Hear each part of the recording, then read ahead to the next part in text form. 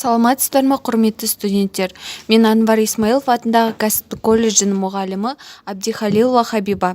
Бүгінгі онлайн қолөнер сабағымыздың тақырыбы жүннен жасалған сурет, жаңадан бастаушыларға арналған төсеу техникасы.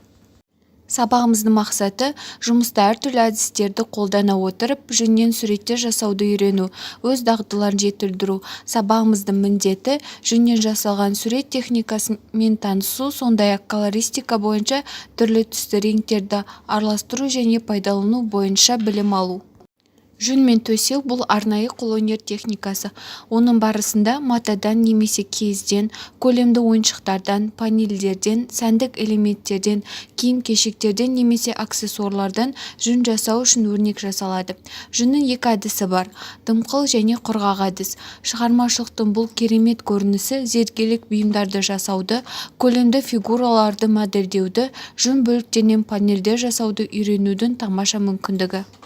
Жүннің түрлеріне тоқтала кететін болсақ, тазартылған, таралған, ұзартылған және ағартылған қой жүні ол жеңіл фон жасау ретінде қолданылып келеді. Түйе жүні, таралған түйе жүні ойыншықтар және басқа да бұйымдарды жасау ретінде қолданылып келеді. Үшінші, жартылай жұқа қой жүні бұйымдарды безендіру үшін қолданылып келеді. Төртіншісі, ангора немесе мохир, жібекте жылтыр ангора ешкі жүні бұйымдарды әрлеу үшін пайдаланылып келеді. Ойыншықтардың негізі үнемдеу үшін олар көбінесе сливер деп аталатын арзан, сапасыз боялмаған жүнді пайдаланады. Ең алдымен жүннен жасалған суретті жасау үшін бізге керекті құрал-жабдықтарға тоқтала кететін болсақ. Құрғақ орауға арналған құралдар. Құрғақ елеу үшін тістері бар арнайы инелер қажет болады. Мұндай инені жүнге кіргізген кезде жүннің талшықтардың бөліктері тістеріне ілініп, бір-біріне оралады да жұмыстың бетіне бекітіледі. Бекітуге арналған төсеніш. Бұл үшін бізге тұрмыстық арнайы щеткасы немесе поролон төсеніші қолайлы болып келеді. Жүнмен жұмыс істеу технологиясының әдіс-тәсілдері.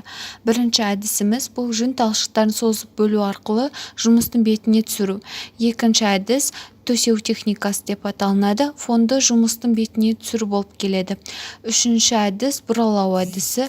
Төртінші, жүнді қайшымен кесу. Ең соңғы әдісіміз кесілген жүнді пинцетпен жұмыстың бетіне түсіру болып келеді.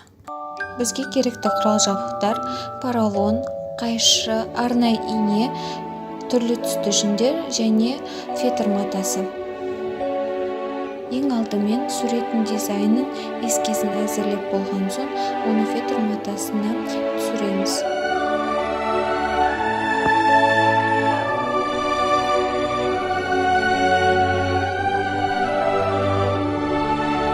Жүн талшықтарын созып бөлу техникасын қолдана отырып, жүн талшықтарын түрлі түсті жүндерді араластыра отырып, арнайы ине арқылы жұмыстың бетіне кіргізіп бекітеміз.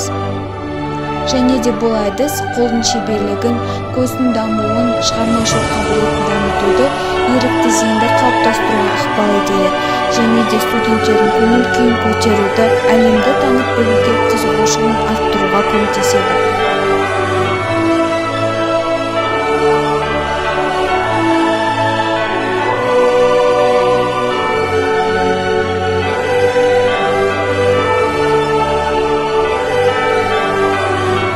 Осымен біздің жұмысымыз дайын.